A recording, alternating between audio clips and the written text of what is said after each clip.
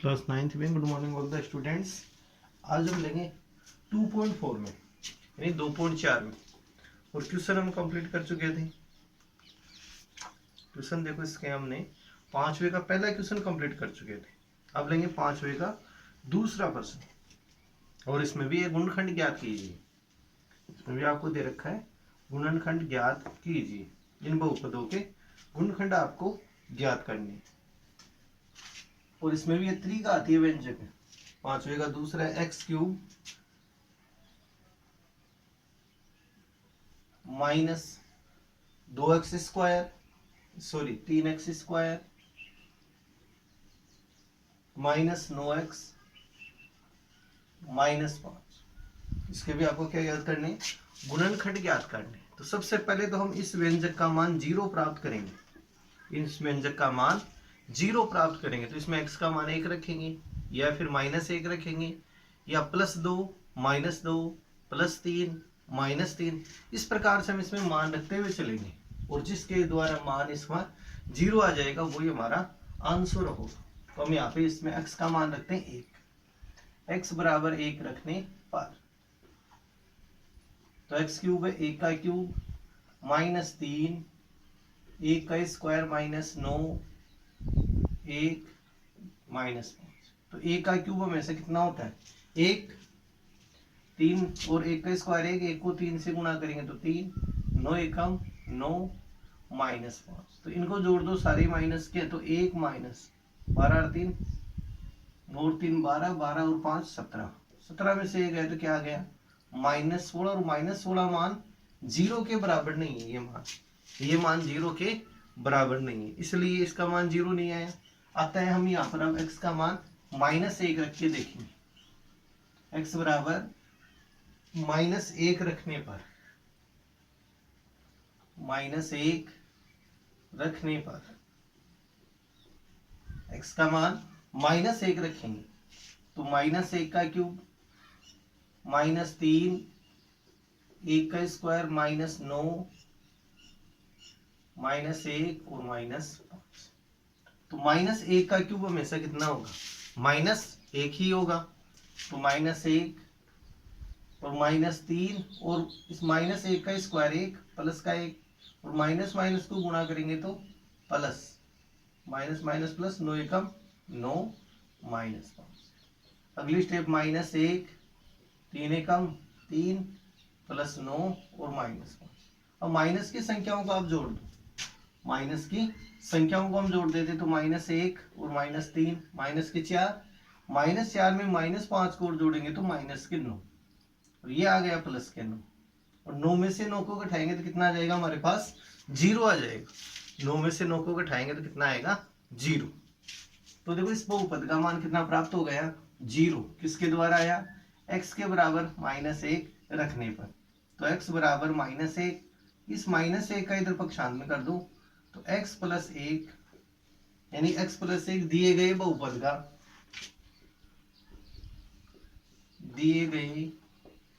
बहुपद का एक गुणनखंड है। बहुपद का एक गुणनखंड है। अब बाकी के गुणनखंड हम ज्ञात करेंगे तो किसके द्वारा, भाग विधि के द्वारा। बाकी के हम गुणनखंड ज्ञात करेंगे भाग विधि के द्वारा, यानी इस पद का भाग देंगे, x + 1 का भाग दिए गए जो बहुपद है उसमें देंगे, यानी x + 1 का भाग आपको इस बहुपद में देना है। तो सेकंड स्टेप क्वेश्चन की x + 1 का भाग देना है दिए गए बहुपद में, x³ - 3x² - 9x - 5। इस बहुपद में हम भाग देंगे। स्टेप नंबर सेकंड, ये फर्स्ट स्टेप। आप फर्स्ट स्टेप में तो क्या करेंगे, x का मान इसमें रखेंगे और पूरे व्यंजक का मान हम 0 प्राप्त करेंगे, यानी पूरे बहुपद का मान 0 प्राप्त करेंगे। तो ये 0 प्राप्त कर लिया यहाँ तक, किसके द्वारा x - 1 के द्वारा। फिर -1 का इधर पक्षांतर कर दिया तो +1। तो x + 1 दिए गए बहुपद का एक गुणनखंड है। अब बाकी के गुणनखंड ज्ञात करने के लिए इसका भाग देंगे, जो भी आए गुणनखंड उसका भाग देंगे इसके अंदर। अब जो भी आपके पास भागफल आएगा फिर उसके हम गुणनखंड करेंगे। तो यानी x + 1 का भाग दे रहे हैं x³ - 3x² - 9x -5 में। तो यहां से हम लेंगे इनका पहला पद। तो ये देखो इसका पहला पद आपके पास है x³ और इसके पहले पद में जो भी आपके पास भाजक है इसके पहले पद का भाग दो x का, तो भाग कितनी बार जाएगा x² बार। 3 घात है, यहाँ कितनी घात है a घात है, तो 3 में से इस a घात को कम कर दो, कितनी घात आएगी 2 घात यानी x²। तो भाग कितनी बार गया x²। अब इस x² को इन दोनों पदों से गुणा कर दो, x² को गुणा करना है x + x, तो x³ x² को x से गुणा करेंगे तो x²। अब इनको इनके सजातीय पदों के नीचे रख दो। सजातीय का मतलब एक जैसे जो पद होते हैं उनको हम क्या कहेंगे सजातीय पद कहेंगे, एक जैसे पदों को हम क्या बोलेंगे सजातीय पद। तो देखो यहाँ पे x³ के जैसा पद कौन सा है x³ वाला है, तो x³ को x³ के नीचे माइनस और प्लस x² को प्लस x² के नीचे। अब अगली स्टेप में क्या होते हैं इसके चिन्ह बदल जाते हैं, जो नीचे के जो हमने पद लिखे हैं इनके आप चिन्ह बदल दो। प्लस वाला है वो माइनस में बदल जाएगा, माइनस वाला प्लस में बदल जाएगा। ये प्लस में है माइनस, ये माइनस, ये दोनों पद कैंसिल, और माइनस के ही 3 और माइनस का 1 x², माइनस के 3 x², माइनस का 1 x², तो टोटल ये कितने हो गए माइनस के 4 x²। समान चिन्ह वाले हैं वो आपस में जुड़ जाते हैं, तो इनको हम जोड़ दिए यहाँ 3 और 1 कितने हो गए माइनस के 4 x²। अगला पद यहाँ पे उतार सकते हैं -9x और उससे अगला पद है -5। अब दोबारा इसका पहला पद इसका पहला पद लेके फिर देखेंगे भागफल कितना आएगा कि -4 x² में भाग देंगे x का पहला पद, तो भाग जाएगा x से x² कट गया, भाग कितनी बार गया -4x, और -4x को इन दोनों पदों से गुणा कर दो x + x, -4x को गुणा करेंगे x + x, तो -4x को x से गुणा करेंगे तो माइनस के 4x², -4x को 1 से गुणा करेंगे तो माइनस के 4x, इनको इनके नीचे लिख दो 4x² - 4x। अब अगली स्टेप क्या रहेगी, जैसा देखो इसमें हमने किया था चिन्ह को बदलना है हमारे को, जिनके चिन्ह है इनको बदल देंगे, माइनस वाला प्लस में बदल जाएगा, प्लस वाला माइनस में बदल जाएगा। ये माइनस है प्लस में और ये प्लस है माइनस है तो प्लस में, इन दोनों को बदल दिया यहाँ से -4x² + 4x² निरस्त हो जाएंगे, कैंसिल हो जाएंगे। माइनस के तो 9 है, प्लस के 4x है आपके पास, देखो जो बदला हुआ चिन्ह है वो मान्य रहेगा। माइनस के 9 में से प्लस के 4 को घटा दो तो माइनस के 5 और कॉमन पद कौन सा है x, इसका आंसर क्या आ जाएगा -5x और -5।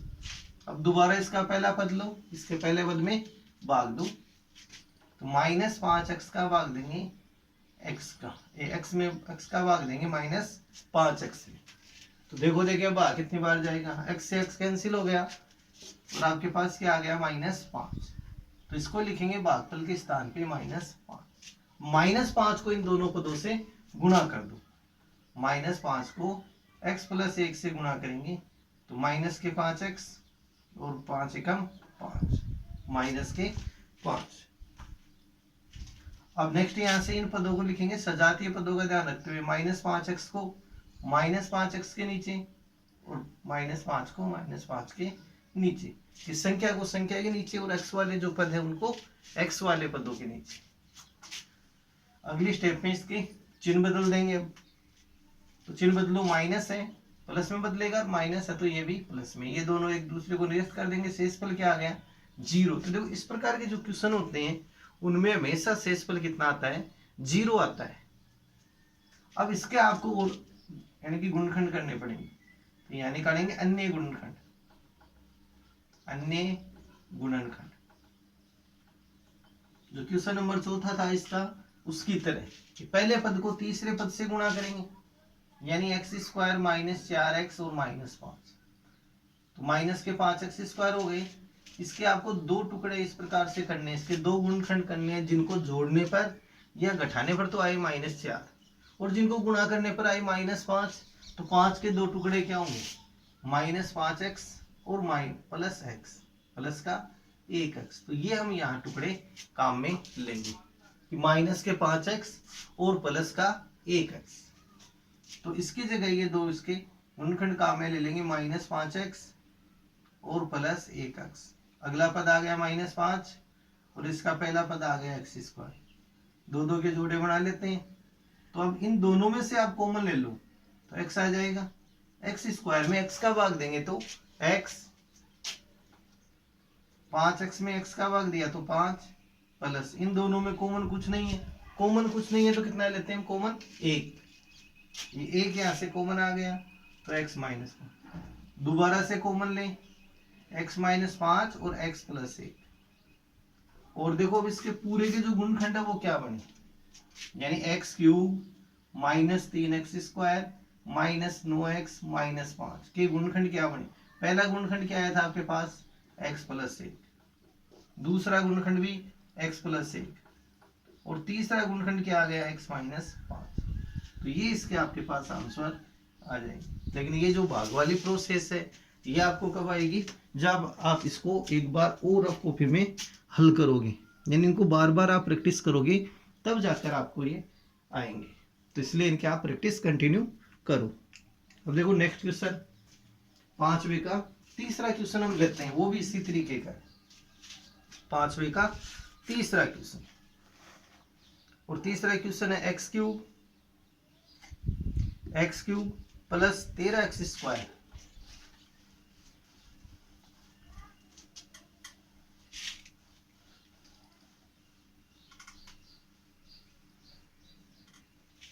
एक्सरसाइज वो 2.4 है प्रश्न वाले, इसका 5वें का तीसरा क्वेश्चन। पहला क्वेश्चन पिछले वीडियोज में हमने बता दिया था, दूसरा क्वेश्चन अभी जस्ट बता दिया, तीसरा क्वेश्चन और देख लो आप इसका, फिर आप इनकी खुद प्रैक्टिस करना है। एक क्वेश्चन बचेगा वो आपको खुद को निकालना है। तीसरा क्वेश्चन है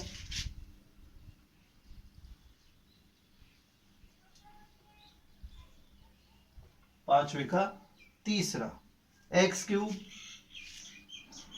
+ 13x² + 32x + 20। अब इस बहुपद का मान हमारे को कितना लेके आना है? 0 लेके आना है। इस बहुपद का मान कितना लेके आना है? 0। तो सबसे पहले तो हम इसमें रखेंगे x का मान 1 + 1 से देखेंगे इसका मान 0 आता है नहीं आता। यदि नहीं आता है तो x का मान -1 रखेंगे, फिर भी नहीं आता है तो x का मान 2 रखेंगे, फिर भी नहीं आता, x का मान -2 रखेंगे। इस प्रकार से आपको इस बहुपद का मान 0 लेके आना है। तो सबसे पहले हम कितना रख रहे हैं? x का मान 1 रखने पर तो x³ 1 का क्यूब + 13 1 का स्क्वायर + 32 × 1 + 20। तो 1 का क्यूब 1, 13 × 1 का स्क्वायर 1 + 32 को 1 से गुणा करो 32 + 20। तो 1 + 13 को 1 से गुणा किया 13 + 32 + 20, सबका टोटल करो 20 और 13 33, 33 32 65, 65 1 66। तो 66 मान आया था। ये मान 0 के बराबर नहीं है, तो यहाँ पर x का मान हमने 1 रखा तो इस बहुपद का मान हमारे पास 0 नहीं आया। अब यहाँ कितना लेंगे हम? -1 रखते हुए चलेंगे। x का मान -1 रखने पर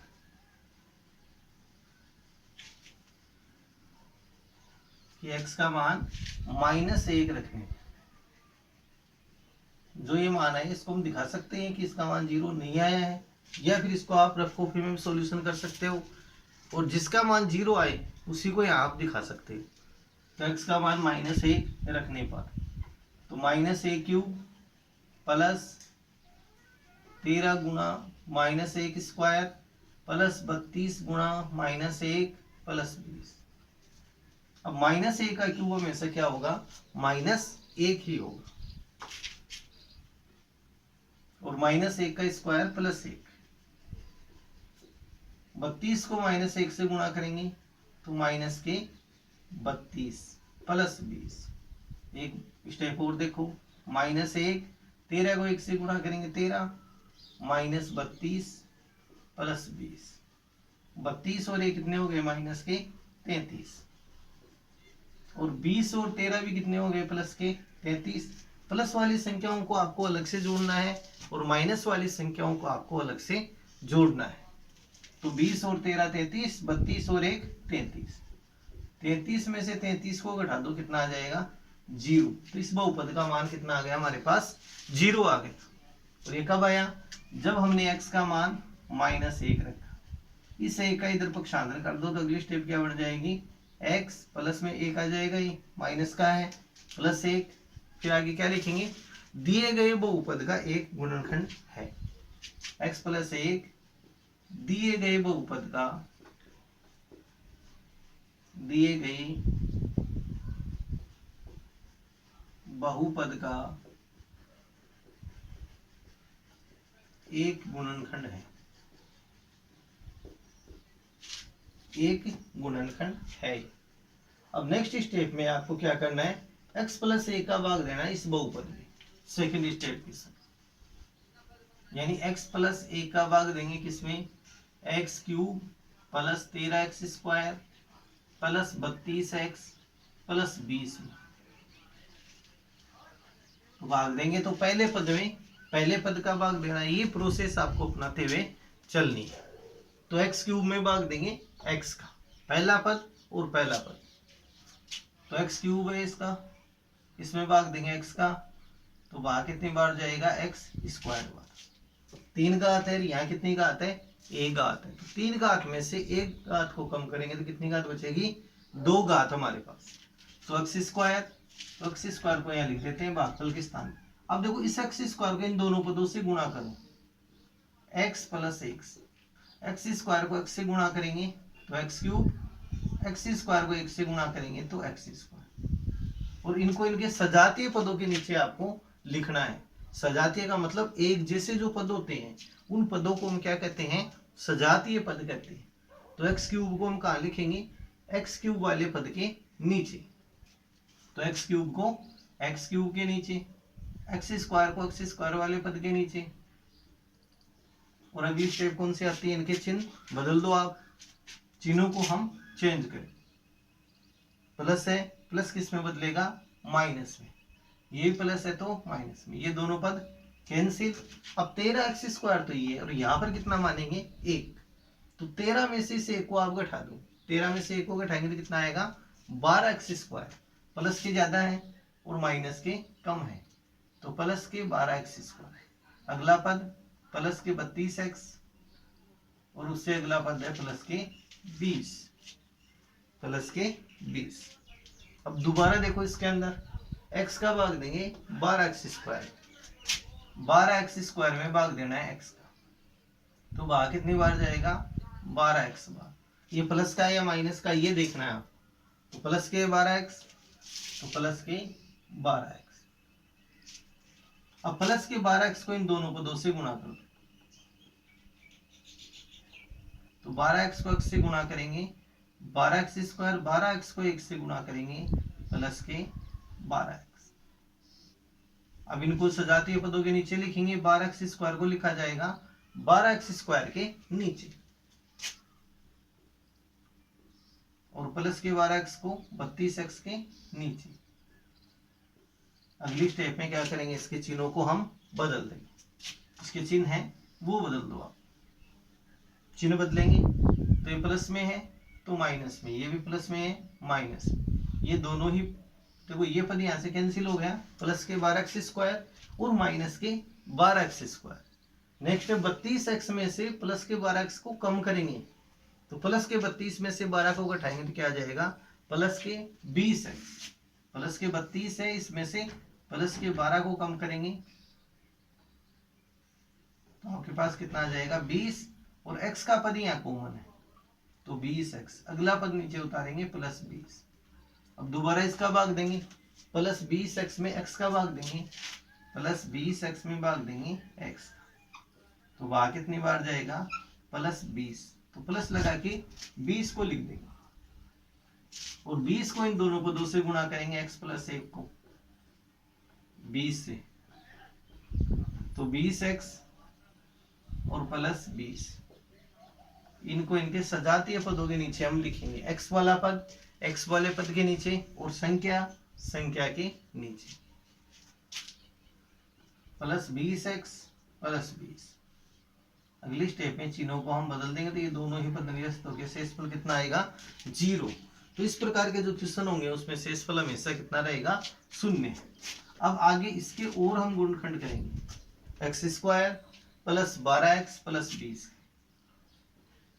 x square plus 12x plus 20 के अन्य गुणनखंड हम करेंगे।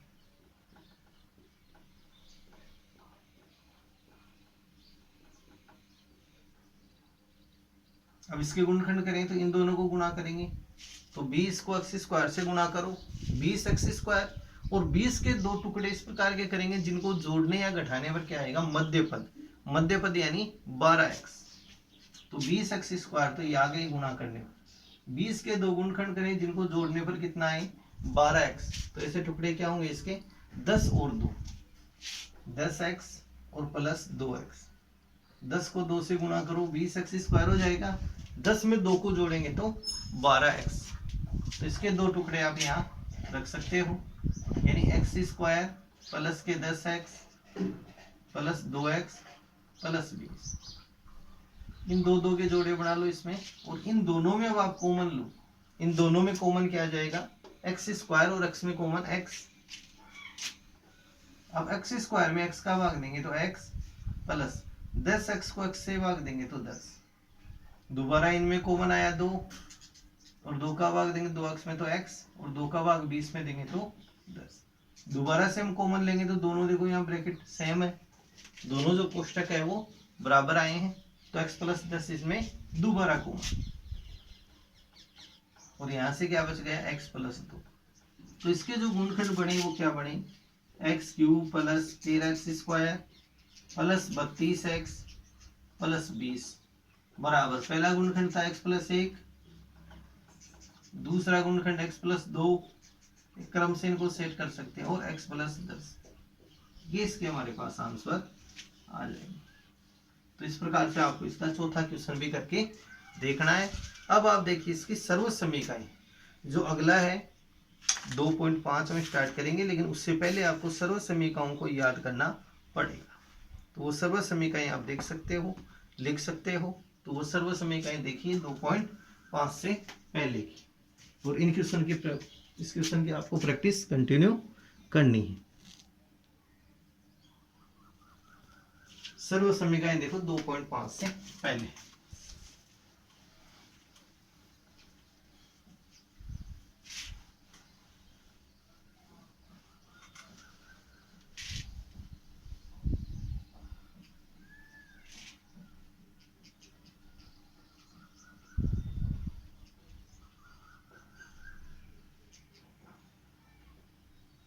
सर्व समीकरण, सर्व समीकरण कुछ सर्व समीकरण आपने 8वीं क्लास में पढ़ी है, वो भी इसमें काम आएगी, और कुछ अब 9th में नहीं आ जाएगी, उनको भी याद करना है।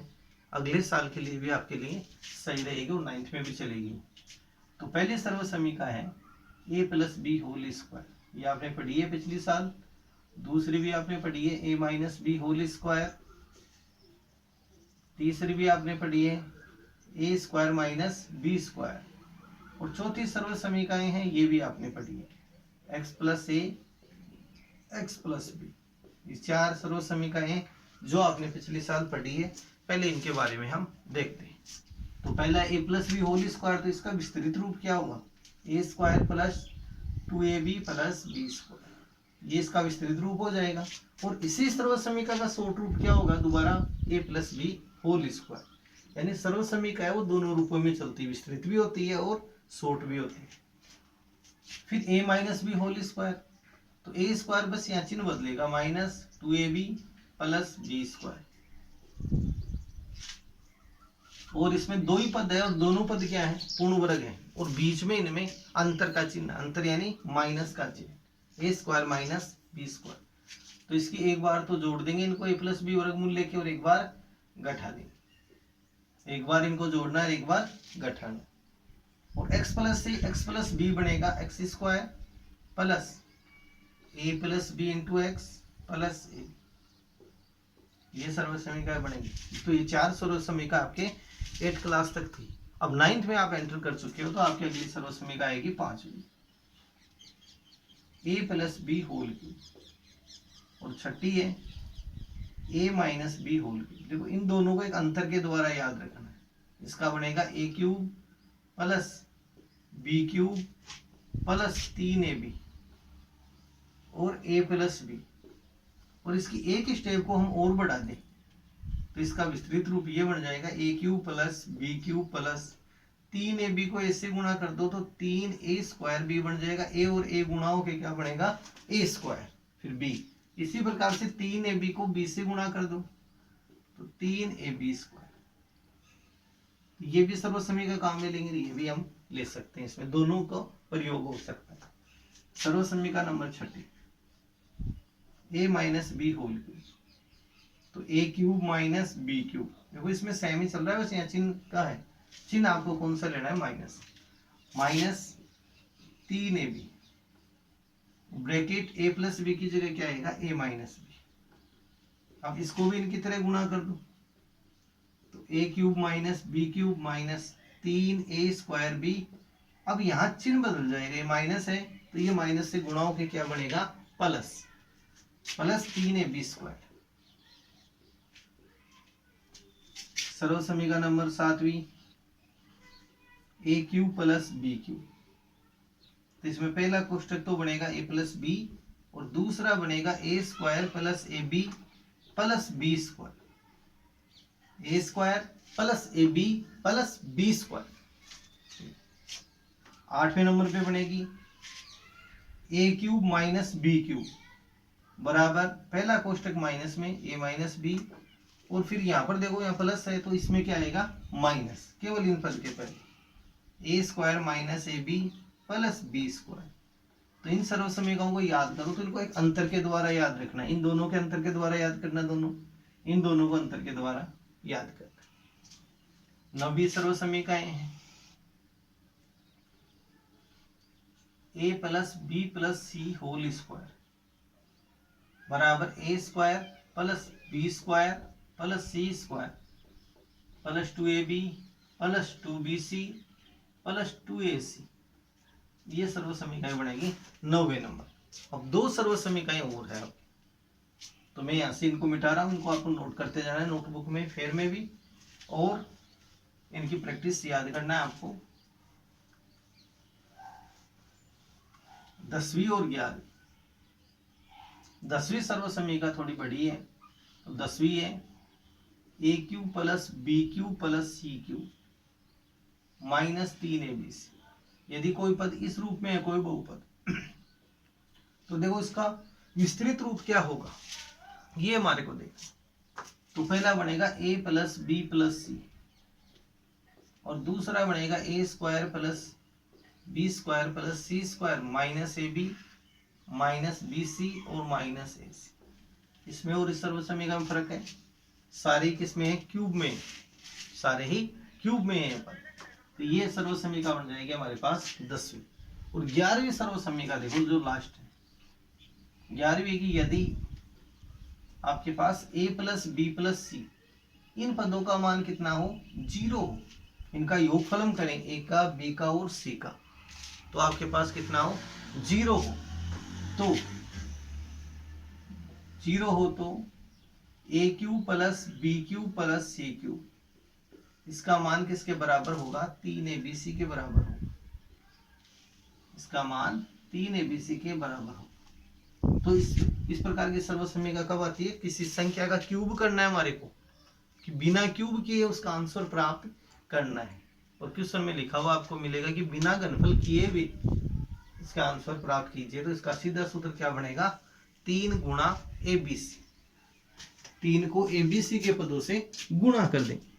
तो ये सर्वसमीकाएं आपको याद रखनी है।